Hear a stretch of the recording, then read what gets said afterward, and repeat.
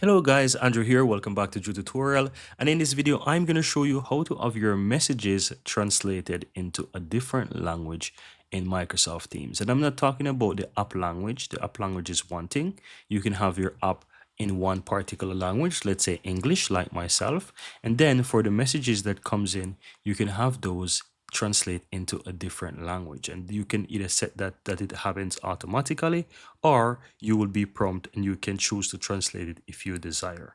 So let me walk you through this in a couple of seconds. Once you're in team, on the upper right hand side next to your account, click the three dots and go into settings.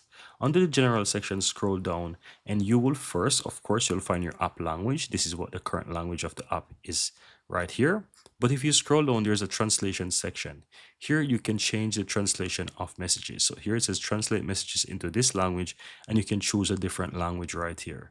And here you have how it's going to handle it. So it could be that it's going to ask you before, or you can have it set to auto translate or even never translate. But in this case, we're going to say auto translate all message into that particular language. You also have this option here that says never translate message into this language. And this is like an exemption. You can always set one language here if you desire. And so yeah, so let's say you do that, guys. That's pretty much all that you have to do.